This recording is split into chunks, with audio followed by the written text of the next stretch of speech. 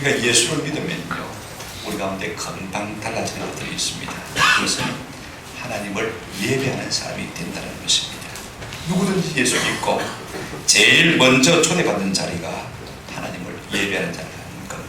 새신자가 되고, 그러면 하나님을 먼저 예배하는 것을 우리가 볼 수가 있습니다. 우리가 믿는 하나님의 자녀로서 습관적으로 가장 많이 하는 일이 있다면 꼭 그것은 예배하는 일일 것입니다. 예배는 구원받은 주의 백성들의 가장 기본적인 삶이지. 그러므로 오늘 우리의 삶에 예배가 없다면 곧 타락으로 이어질 수밖에 없는 것입니다. 그러면 성도는 어떤 사람이냐? 곧 하나님을 예배하는 사람이다. 이렇게 우리가 정의를 할 수 있겠죠. 우리 예수님께서는 저 사마리아 수가성 우물가에 한 빈천한 여인을 앞에 두고 엄청난 진리를 말씀하셨습니다. 요한복음 4장 23절에 보면 우리 주님께서 이렇게 말씀하십니다. 아버지께서 자기에게 이렇게란 말은 신령과 진정으로 말하는 것이죠. 예배하는 자들을 찾으시느냐 그랬습니다. 오늘날 예배하는 자들이 얼마나 많습니까? 여러분, 서울 강남에 가면 주일날 성경에서 쏟아들고 예배하는 사람이요 대다수가 되는 것을 볼 수가 있습니다. 부산에는 참 적지만은 말입니다. 이렇게 예배하는 사람이 많은데 어떻게 찾으신다고 하는 것일까? 여러분, 찾는다고 할 때는요, 진짜가 귀할 때 찾는다, 그렇게 표현을 쓰지 않습니까? 예배하는 사람이 많지만은 참 신령과 진리로 예배하는 사람이 적다는 말이 되기도 하는 것입니다. 오늘 우리는 우리 하나님 앞에 참된 예배자로 발견되어지는 은혜가 있기를 주님의 이름으로 축원합니다. 우리 주님은 온 땅을 두루 감찰하사 전심으로 자기를 하는 자들을 향하여서 은혜와 능력을 베푸십니다. 은혜 주시고 능력 주시는 주님이 지금 찾고 계신 것을 볼 수가 있습니다. 다윗도 오늘 우리에게 이렇게 하나님을 예배하자라고 권하는 모습을 볼 수가 있습니다. 다윗이 무슨 자격으로 우리에게 이렇게 권하는 것입니까? 여러분, 시편 95편의 저자가 누구인지 성경에는 기록되어 있지 않지만 우리가 히브리서 4장 7절에 보면 다윗의 시편에 이르되 라고 말하면서 이 시편을 우리가 인용하는 것을 볼 수가 있습니다. 무슨 자격으로 오늘 우리에게 예배하자고 그렇게 권하는 것인가? 여러분, 다윗은요, 이 세상을 살다 간 사람 중에서 가장 훌륭한 예배자였다라고 말해도 과언이 아닐 것 같아요. 그는 얼마나 하나님을 기뻐하고 얼마나 하나님을 즐거워했는지 모릅니다. 여러분, 주의 말씀을 기뻐하고 주의 마음을 기뻐하고 즐거워했던 사람입니다. 하나님을 얼마나 목말라 했는지 모릅니다. 시편 42편 1절에 보니까 이렇게 말하고 있습니다. 하나님이여, 사슴이 시냇 물을 찾기에 갈급함같이 내 영혼이 주를 찾기에 갈급합니다. 얼마나 하나님을 사모했으면요, 사슴이 시냇물을 목말라하듯이 그렇게 하나님을 내가 목말라하고 갈급해하고 찾았다라고 말했습니다. 얼마나 하나님의 성전을 사모했던지 시편 84편 1, 2절에 이렇게 말하고 있습니다. 만군의 여호와여, 주의 장막이 어찌 그리 사랑스러운지. 자기 왕궁보다도 하나님의 장막이 그렇게 더 귀하다고 표현하고 있습니다. 내 영혼이 여호와의 궁전을 사모하여 시작하며 내 마음과 육체가 살아계시는 하나님께 부르짖나이다. 왕으로서 직무가 바쁘니까 성전에 나가지 못하는 것이 안타까워서 그렇게 성전을 사모하면서 노래한 것을 우리가 볼 수가 있습니다.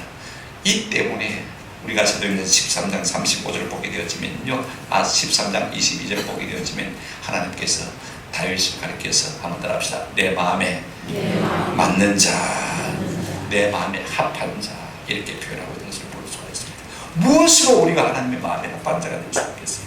하나님의 이름을 높여드리고 하나님을 예배하는 자가 될 때 우리가 하나님의 마음에 합한 자가 될 줄로 믿습니다. 여러분, 다윗은 예배를 통했어요. 그 예배가 얼마나 소중하며 예배에 말할 수 없는 은혜와 복이 얼마나 큰지를 경험한 사람인 것입니다. 그렇기에 그런 무엇이 있기 때문에 우리로 하여금 함께 예배하는 자리에 나아가자고 우리를 초대하고 있는 것을 볼 수가 있습니다. 1절과 6절에 오라, 우리가 그렇게 표현하고 있지 않습니까? 여러분, 설교를 마치기 전까지 1절, 6절 말씀을 한번 마음에 새겨보시면 좋겠습니다. 1절 한번 읽어보십니다. 시작. 오라, 우리가 여호와께 노래하며 구원의 단서를 하여 즐거이 외치자. 6절 한번 더 같이 읽겠습니다. 오라, 우리가 굽혀 경배하며 우리를 지으신 여호와 앞에 무릎을 꿇자. 이제 우리가 이 오라는 말씀, 첫째로 이 초청의 말씀을 우리가 마음에 생각하면서 좀 은혜를 받았으면 참 좋겠다 싶어요. 여러분, 세상에서 가장 반가운 소리가 어디 하나가요? 한번 더 합시다. 오라고 그런 말입니다. 오라고 초점 드는 말이야말로 세상에서 가장 반가운 말이에요. 너는 저리 가라. 여러분, 우리 마음이 얼마나 섭섭하겠어요. 한번 생각해 보세요. 오라고 불러주는 이 초청의 음성이야말로 얼마나 반갑고 고마운지 모릅니다. 여러분, 우리가 가고 싶은데 오라는 사람이 없다면 정말 감사한 일이 있어요. 가고 싶은 데는 많은데 아무도 불러주는 사람이 없다면 우리의 삶이 정말 감사한 일이죠. 뿐만 아닙니다. 오라는 데는 많아도 막상 갈 곳이 없는 사람이라면 참 비참합니다. 진정으로 오라는 것 같은 느낌이 안 들고 말입니다. 내 마음을 의탁할 수 있는 곳이 아니라면 갈 곳이 없지 않습니까? 그렇죠? 그런 사람은 참 비참한 것을 볼 수가 있습니다.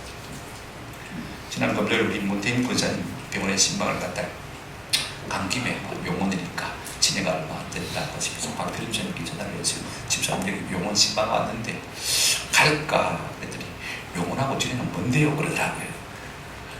오라는 말입니까? 오지 말라는 말입니까? 용원하고 진해가 멀지 않거든요. 그죠? 어서 오이소 이러면 참 좋을 텐데 용원하고 진해는 뭔데요? 이러더라고요.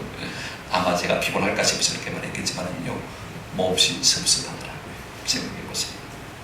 여러분, 하나님은요, 오늘 우리에게 뭐라고 말씀하십니까? 오라, 얼마든지 오라고 불러주시는 것을 볼 수가 있습니다. 직접 하나님께서 우리에게 오라고 불러주시기도 하지만 다윗과 같은 성령에 감동된 사람을 통해서 함께 우리가 하나님 앞에 나아가자. 오늘 다윗의 입술을 통해서 우리로 하여금 하나님 앞에 나아가자고 불러주시는 모습을 볼 수가 있습니다.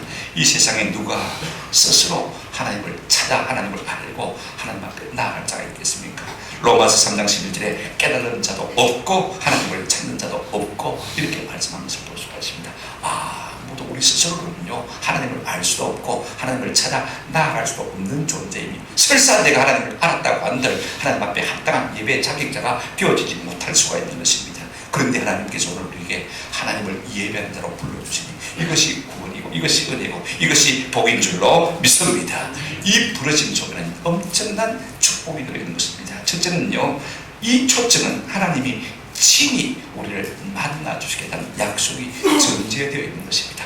오라, 우리가 예배하자.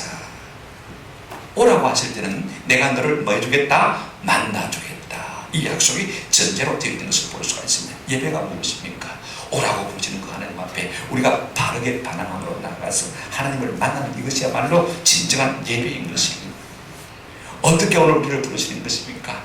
말씀을 통해서, 성령의 감동을 통해서, 또 다른 사람들을 통해서, 사건들을 통해서, 어떤 사람은 꿈을 통해서 우리를 이렇게 불러주시는 것을 우리가 경험할 수가 있지 않습니까? 어떤 사람은요 12월 24일 저녁에 연탄을 이제 갈아가지고 연탄재 버리러 갔다가 탁 던져버리고 딱 고개를 드는데 앞에 뭐가 보입니까? 십자가 네온사인이 보입니까? 빨간 네온사인. 맨날 그렇게 봤는데 그날따라 그 십자가 네온사인이 꼭 하나님께서 자기를 오라고 부르시는 것 같더라고요. 거길로 교회 달려나가서 크리스마스 이브날 밤에 예배하고 하나님을 믿는 신실한 집사가 되어서 그 아들이 목사 재청공입니까? 그죠? 이렇게 하나님께서 부르시는 것을 종종 볼 수가 있습니다. 삼정도교회 정지흥 집사라고 하는 분은요, 그분이 이렇게 고백하더라고요. 늘 술망때 고주망때인데 새벽 4시면 집에 들어와서 술 마시다가 그런데 잠이 깜빡 들려왔는데 새벽 종소리가 들리는 거예요. 땡그랑 땡그랑 들리는데 마치 그 소리가 어떻게 마음속에 들려오냐면요, 정지영 지옥가, 정지영 지옥가 이렇게 들리는 거예요. 그냥 땡그랑 땡그랑 모르는 사람의 마음속에 그렇게 들리는데 하필이면 자기 마음속에 그렇게 들릴 게 뭡니까? 그 일로 부시시 일어나가지고 새벽에 일어나가서 하나님을, 목사님을 만나고 면접하고 그래 예수 믿고 구원받은 사람이 됐다는 것입니다. 여러분, 제가 아는 어떤 분은요 아파트에서 저 마당을 내다보고 있는데 어떤 분이 금요일에 성경 찬송을 끼고 교회를 가더라는 것입니다. 그런데 성경 찬송을 가지고 교회 가는 모습이 그렇게 행복해 보이고 그렇게 이쁘게 보이고 그렇게 복되게 보일 수가 없더라고요. 자기도 모르게 쫓아내려가지고 집사님 하고 불러셨어요. 집사님은 아니까 들어봐가지고 그죠? 나 좀 교회 좀 데리고 와줘서 나도 모르게 그런 말이 나더라고. 오늘 금요일인데요, 교회 간 날 아닌데요 그러더랍니다. 나 구역 예배 가는데 같이 갑시다 이러면 되는데 그래가지고 이제 주일날 만나서 교회로 오신 분이 계세요. 참 하나님께서 희한하게 감동하시는 것을 볼 수가 있습니다. 여러분, 이렇게 친히 하나님께서 우리를 부르시는 방법이 다양하지만 우리를 불러주다는 것이 얼마나 감사합니까? 그 자체가 은혜고 복 아닙니까? 날 불러주시니 고마워라. 우리가 그렇게 찬송하지 않습니까? 오늘 이 오라고 부르시는 이 초청의 음성 가운데는요, 특별히 우리를 부른다고 하는 그런 의미가 들어있는 것을 볼 수가 있습니다. 왜 그렇습니까? 데살로니가후서 3장 1절에 보면 믿음은 모든 사람의 것이 한번 더 합시다. 아니니라. 모든 사람이 다 믿음을 가질 수 있는 게 아니에요. 하나님께서 믿음을 선물로 주신 자만이 하나님을 아버지라 부르며 하나님을 예비하며 섬길 수 있는 것입니다. 그러니 여러분, 우리가 얼마나 큰 놀라운 특혜를 받은 사람인 것입니까? 하나님 앞에 특별히 하나님을 예배할 수 있는 초청장을 받은 사람입니까? 그러니 이 예배 자리에 나선 것이 얼마나 영광스럽고 얼마나 큰 복인지 모르는 것입니다. 난사를 제쳐놓고 주 앞에 달 나와서 예배할 수밖에 없는 감격이 이 부르심 속에 있는 것이. 그런데 수많은 성도들이요, 오늘 이 특권과 이 영광을 잘 모르는 것을 볼 수가 있습니다. 내가 이 영광스러운 자리에 초청받은 하나님의 친백성이라는 사실을 우리가 제대로 안다면요, 이 자리에 앉아있는 것만으로도 감사해서 영광과 감사와 찬양과 눈물의 갱들을 하나님 앞에 드릴 수밖에 없는 것입니다. 내가 올 수 없는 자리인데 내가 오게 되었다면요, 얼마나 감사한 거예요. 저는 여러분 누구든지 불러주면 참 감사해요. 오라고 하면 감사해요. 이는 오지 마라 그러면요, 얼마나 섭섭하겠습니까? 한번 생각해 보십시오. 근데 오늘 우리가 이 자리에 부름을 받고도, 이 예배 자리에 초청을 받고도 오늘 우리를 살아가는 시대를 우리 성도들의 마음속에는 별로 감격이 없는 것 같아요. 그래서 바쁘면 빠지고 힘들면 빠지고 기분 나쁘면 빠지고 마음 상하면 빠지고 세상적으로 뭐 재미안 있으면 빠지고 조금만 방해가 생겨도 아유 사과와 시동이 안 걸리구나, 오늘 교회 가지 말한가 하고 막 쉽게 빠져버리고 와서 주차하다가 주차에 이 하라고 그러는데 내 마음에 안 든다고 그냥 집에 여행 가버리고 그런 것들 제가 좀 더 들어봤거든요. 얼마나 영광스러운 자리입니다. 얼마나 영광스러운 자리. 우리가 이 은혜를 모르니까 이것을 번쩍처럼 내걸 경우가 참 많이 있는 것입니다. 그러나 성도가 어떤 이유로도 예배를 내팽개친 경우에는요, 우리를 부르시고 자녀 삼으시고 예배자로 삼아주신 이 하나님을 경고하게 되는 것이지, 그 하나님 앞에 바른 예의가 아닌 것입니다. 아멘. 아멘. 제일 마음이 섭섭하고 힘들 때가 언제냐면요, 실컷 잔치 준비가 초대해놨는데 옵니까 안 옵니까? 제 선배 목사님은 50명 군목 예배 군목 초청해놨는데 말입니다, 온 권사님들 다 동원해가지고 하루 종일 요리하고 준비했죠. 근데 그날따라 장대가 큰 비가 와서 딱 4사람밖에 안 왔어요. 50명분 밥을 준비했는데 몇 명 갔다고요? 4사람. 목사님도 섭섭하지만 하루 종일 수고해서 요리하고 준비한 권사님도 엄청 수고했습니다. 그게 마음의 시험이 돼가지고, 목사님 그럴 수가 있습니까? 50명 온다는데 안 옵니까? 그게 시비가 돼가지고 도무지 그 교회에 있을 수가 없어서 미국 교포교회 목회로 이민을 떠나버리신 것을 제가 봐왔습니다. 여러분, 불렀는데 와주지 않으면요, 그렇게 섭섭할 수 없어요. 사람도 여러분 초청했는데 안 오면 원수되지 않습니까? 그죠? 하나님께서 우리를 부르셨는데 우리가 하나님 앞에 나아가지 않는다면, 하나님께서 우리에게 등을 돌리시면 우리가 어떻게 하겠습니까? 아무리 내가 힘쓰고 수고한다 할지라도 하나님이 우리를 대적하시면 우리가 하나님 앞에 큰 복을 받을 수가 없는 것입니다. 그러므로 하나님의 부르심에 바르게 반응한 은혜가 있기를 주님의 이름으로 축원합니다. 두 번째, 여러분, 우리가 라는 이 말을 좀 생각해 봤으면 좋겠습니다. 여러분, 이 말은 1인칭 복수입니다. 그죠? 여러분, 예배의 근본 성격은요, 혼자 드리는 것이 아니고 한번 더 합시다. 함께 드리는 공중 예배입니다. 우리가 예배할 때 예배 전종수는요, 2-3사람 이상입니다. 마태복음 18장 20절에 이렇게 말씀하고 있지 않습니까? 2-3사람이 내 이름으로 모인 곳에는 나도 그들 중에 있다보다. 2-3사람이라도 내 이름으로 모이면 예배하는 그곳에 내가 있겠다 없겠다? 있겠다. 한 30년 전 이야기입니다만은요, 사랑의 교회 제가 국가는 목사님 인사 보낼 때 목사님 저 목사 잘 왔다. 우리 교회는 나는 신방해야 되겠다. 내가 그러더라. 그래 연락을 해서 그분이 차를 모시고 와서 그분 집에 가서 예배를 드렸어요. 저는 나의 심씨가 어떤 분인지 전혀 몰랐어요. 아마 우리 가운데 나이가 드신 분들은 알 거예요. 아, 나이가 60이 넘었다 싶은 시간이 있는데 그렇게 곱고 예쁠 수가 없더라. 제가 막 같이 방에 들어서자마자 이분이 제 손을 잡고 그런 것입니다. 목사님, 오늘 제대로 한번 예배를 드리게 되었습니다. 예배 정족수가 2사람인지는 알고 있더라고요. 새신자입니다. 자기 딸하고 혼자 있는 딸하고 예배를 드자고 했지만 이 친구가 날라리 노래 부르기 좋아하고 춤추기 좋아해요. 그러니까 막 예배하는 관심이 없는 거예요.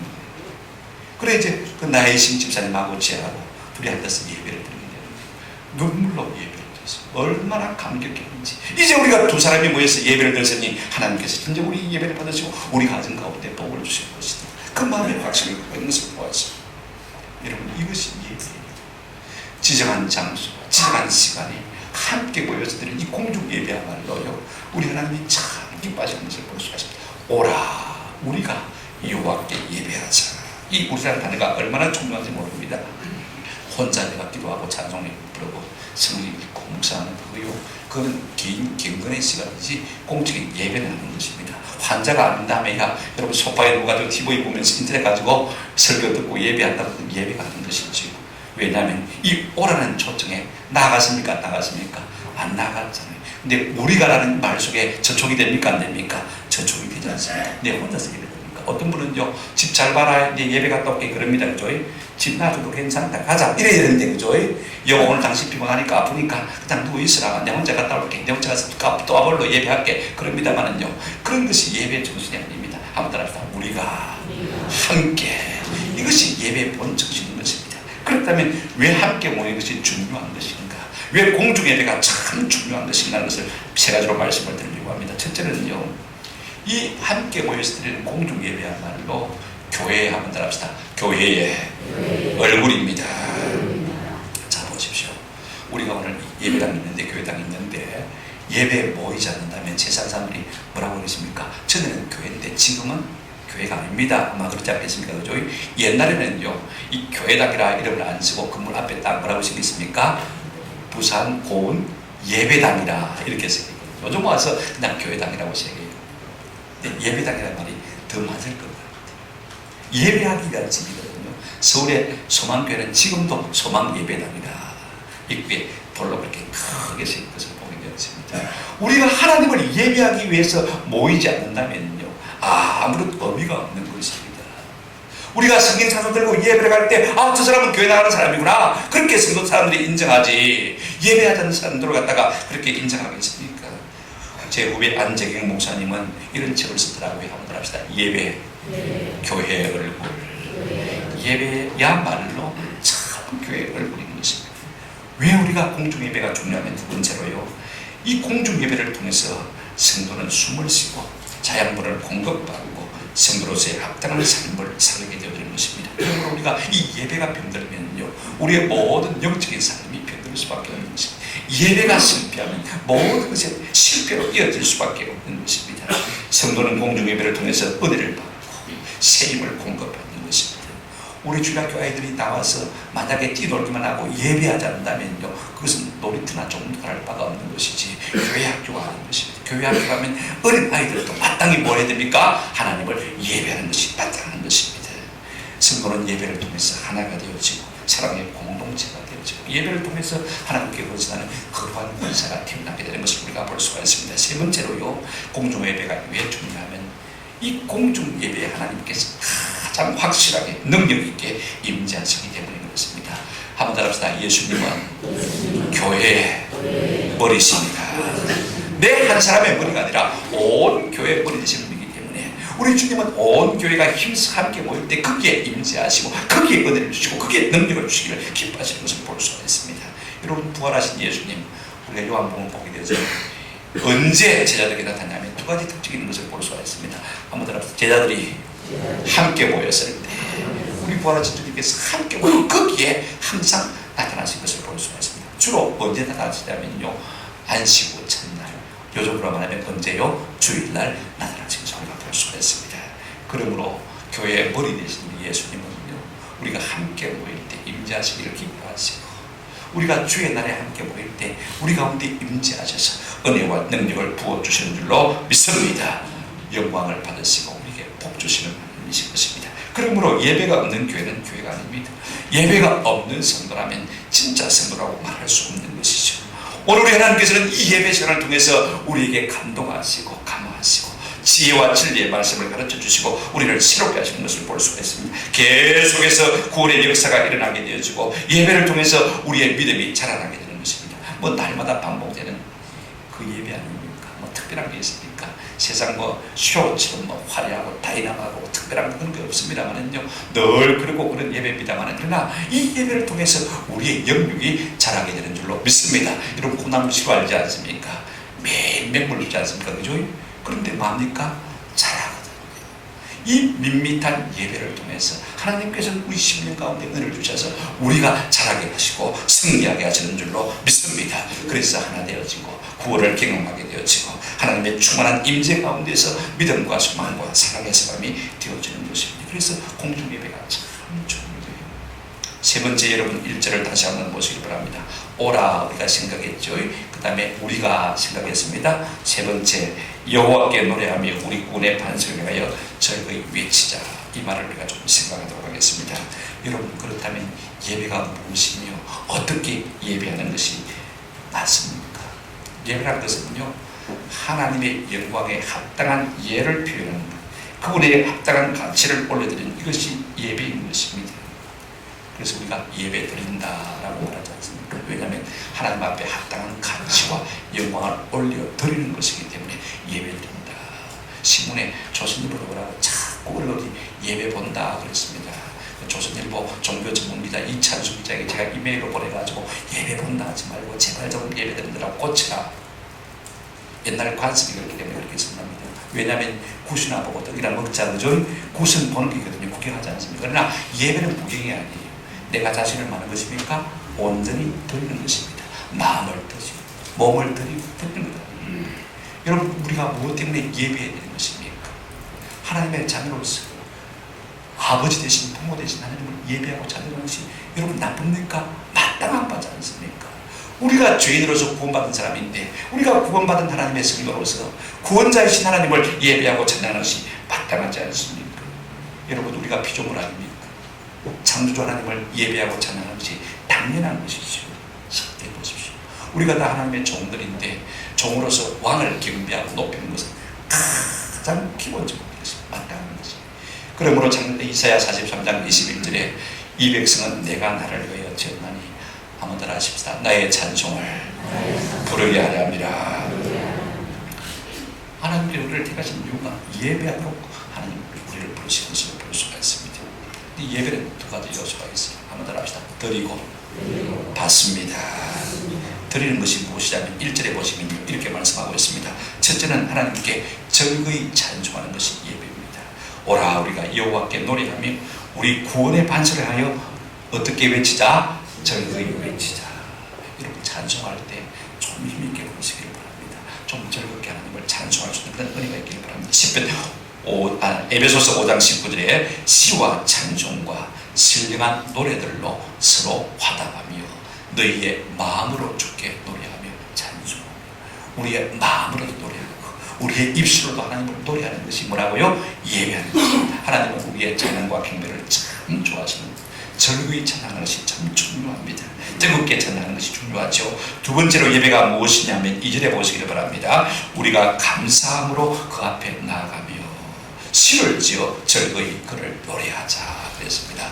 한번 따라하십시다. 예배는 하나님께 감사를 올려드리는 것입니다. 절거히 감사하는 것입니다.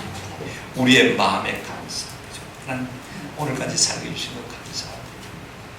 살아서 좀 더 주님을 영화롭게 하며 나를 땅에 보내신 주님의 목적을 좀 이루게 살게 해주십시오. 승리하며 주님 앞에 합당한 영광을 올리며 복된 삶을 살게 해주십시오. 늘 우리가 그렇게 감사하지 않습니까? 에베소서 5장 20절에 범사에 우리 주 예수 그리스도의 이름으로 항상 아버지 하나님께 감사하며 그랬습니다. 그런가 하면 예배는요, 우리 하나님 앞에 굽혀 경배하는 것입니다. 자, 6절 한번 보시기 바랍니다. 6절 같이 읽겠습니다. 시작. 오라 우리가 굽혀 경배하며 우리를 지으신 여호와 앞에 무릎을 꿇자. 여러분, 우리가 찬송할 때 입술로 찬송하고 감사할 때 마음으로 찬송하는 것이라면 오늘 우리가 하나님을 예배할 때 우리가 무릎을 굽혀 꿇은 것은 몸으로 하는 것입니다. 하나님 앞에 예배할 때 우리의 몸을 좀 작게 만들 수 있는 은혜가 있기를 주 이름으로 축원합니다. 내가 크네 하고 스스로 버티면 하나님께서 기뻐하지 않습니다. 하나님은 우주보다 크신 하나님, 우리가 먼지만도 못하는데 하나님 앞에 더 버티고 서 있으면 그 하나님 기뻐하시겠습니까? 몸과 마음을 작게 하고 나는 부족합니다. 나는 어린아이입니다. 솔로몬이 하나님 앞에 그렇게 기도했을 때 전무후무한 지혜의 복을 주신 것을 우리가 잘 알고 있지 않습니까? 오늘 세대는 참 무서운 시대가 자라나고 있어요. 부모의 권위, 스승의 권위, 선배의 권위, 경건의 권위를 인정하지 않는 그런 시대에 살아가고 있습니다. 이것이 갈등을 일으키고 이것이 아픔을 주고 고통을 주는데 사람들은 그 유와 원인을 모릅니다. 예배를 통해서 겸손을 배우지 못한 사람들은요, 세상 삶 가운데서 자꾸 지르는 가시가 될 수밖에 없는 것입니다. 그러나 예배를 통해서 겸손을 배운 사람은요, 어떤 꼴이든지 순종하고 그 길이 형통하는 복된 삶을 살게 될 줄로 믿습니다. 이제 이것이 세 가지가 하나님 앞에 드리는 것인데 마지막으로 우리가 드리고 받는 것이 하나 있어요. 자, 보십시다. 7절 8절 우리가 이제 감사와 찬양과 또 겸손을 드리고 주로부터 뭘 받느냐면요, 말씀을 받습니다. 7절 8절 제가 읽어드리겠습니다. 그는 우리의 하나님이시요 우리는 그가 기르시는 백성이며 그의 손이 돌보시는 양이기 때문이라. 너희가 오늘 그의 음성을 듣거든. 8절에 너희는 머리바에서와 같이 또 광야와 마사에서 지냈던 날과 같이 너희 마음을 마개하지 말라. 완화되지 말라. 우리가 하나님의 말씀을 들을 때인데요, 이 말씀을 겸손하게 온유하게 잘 받으라는 것입니다. 여러분, 우리가 모든 것을 다 드리는 것이지만 하나 받는 것이 있습니다. 그게 뭐라고요? 말씀, 설교. 그런데 하나님은요, 우리에게 현찰로 주지 않습니다. 이거 아세요?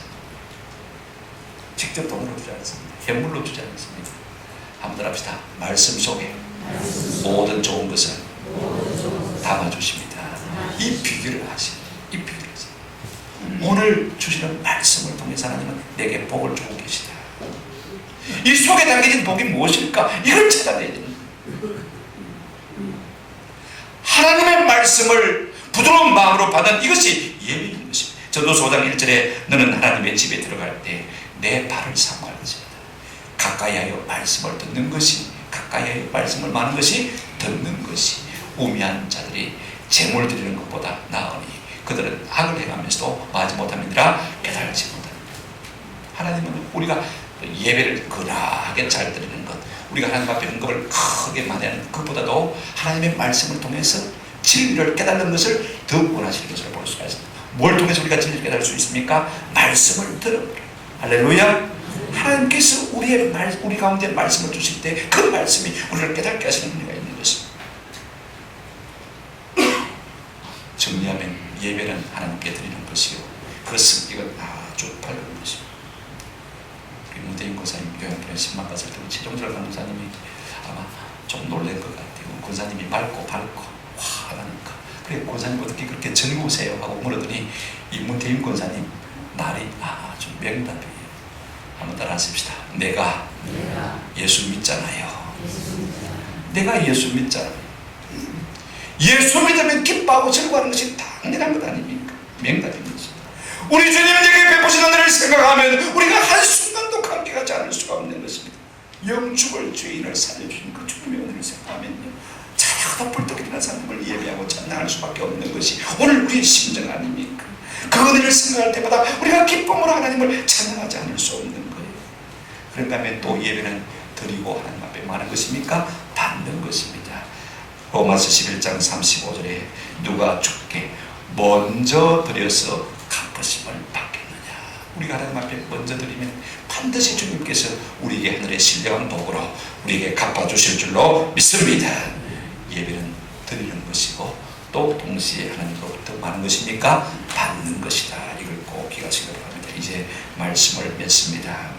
우리가 예배하는 자가 되려면요, 반드시 오라고 하시는 그 주님의 초청을 원하고 하나님 앞으로 나아가셔야 바른 예배자가 될 줄로 믿습니다. 혼자만 나아가지 아니하고 함께 나아가는 것이 진짜 바른 예배의 성격인 것입니다. 그리고 뿐만 아닙니다. 우리가 먼저 하나님 앞에 뭐 해야 됩니까? 드려야 되죠. 우리의 창조주이시며 우리의 구원자이시며 우리의 아버지이시며 우리의 왕이신 하나님 앞에 마땅한 경배를 드리는 이것이 예배인 것입니다. 우리가 그렇지 않으면 이 하나님 앞에 불효막심한 사람이 될 수밖에 없는 것입니다. 그러나 우리가 하나님을 높이고 찬양하면요, 온갖 좋은 것들이 빛들의 아버지신 하나님으로부터 우리 가운데 임하게 될 줄로 믿습니다. 저는 우리가 바른 예배자가 되기 위해서 부탁을 세 가지 드리고 싶습니다. 공중 예배에 여러분 최우선을 두고 사시길 바랍니다. 모든 스케줄을 깨가지고 일가를 깨가지고 일정을 깨가지고 때 오늘 수요일이네, 내가 빨리 맞아야 되네, 그죠? 오늘 주일이네, 빨리 마무리해야 되겠다.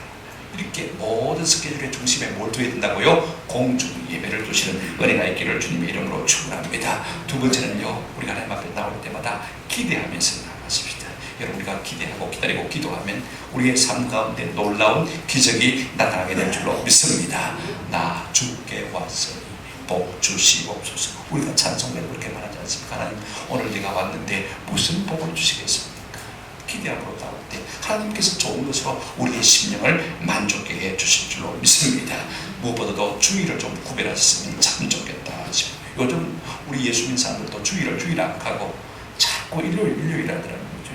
노는 날 하더라고요. 한번 합시다. 주일은 주의 날입니다. 저는 제 일기장에 꼭 빨간 볼펜으로 주일 날은 로드스데이 역으로 그렇게 꼭 일요일로 쓰지 않습니다. 주의 날이다. 목사이기 때문에 그렇게 써야 되는 사람입니다.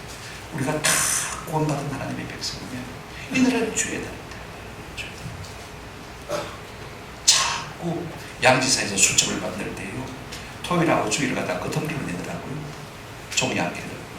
그래서 제가 한 번은 편지를 보냈어요. 주일이 어떻게 끝에 가야 되냐? 제일 앞에 와야 되지 않느냐? 종이 안 깨려고 칸 아끼려고 토요일하고 주일하고 두 개를 갖다 하나로 묶어서 끄트머리 따는 겁니다. 그러면 내가 불명을 놓고 있다니 2014년부터 이런 양지사 수첩하는 사고식이 바랍니다. 다 주일이 제일 먼저 나와요. 여러분, 주일은 주말이 아닙니다. 달력 보세요. 끄트머리에 빨간 날짜가 있습니까? 첫날에 있습니까? 어디입니까? 첫날에 빨간 날짜가 있잖아요. 근데 자꾸 방송사나 언론에서 주일을 주말처럼 그렇게 이야기하는 것을 볼 수가 있습니다. 여러분, 주초입니다. 주의 첫날입니다. 아멘? 우리 하나님 앞에 마땅히 첫날을 드리는 것이 마땅하지 않습니까? 좀 주일을 구별하는 긍지가 우리 가운데 있기를 축원합니다. 주일은 예배는 무엇입니까? 일과 근심과 걱정과 염려와 야망도 다 주님 앞에 내려놓고 잠시 모든 것을 접고 주님의 품에 기대는 시간입니다. 주 날개는 내가 편안히 쉬니 우리의 마음의 문을 열고 하늘을 바라보는 시간, 좀 더 힘차게 운비하기 위해서 주님의 힘을 의지하는 시간이 바로 이 예배 시간인 것입니다. 좀 더 승리에 찬 삶을 살기 위해서 주님의 품에 안겨주시는 시간이 바로 이 예배 시간인 것입니다. 평화입니다. 하늘을 위해서. 언제 이 하늘의 평화가 우리 마음 가운데 임하겠습니까? 우리가 모든 것 내려놓고 우리 주님을 순종하고 찬양할 그때 하나님이 주시는 진정한 평화를 맛보고 누리는 귀한 은혜를 경험하게 될 줄로 믿습니다. 이 같은 복들을 합니다. 체험하는 은혜가 있기를 주님의 이름으로 축원합니다. 아멘.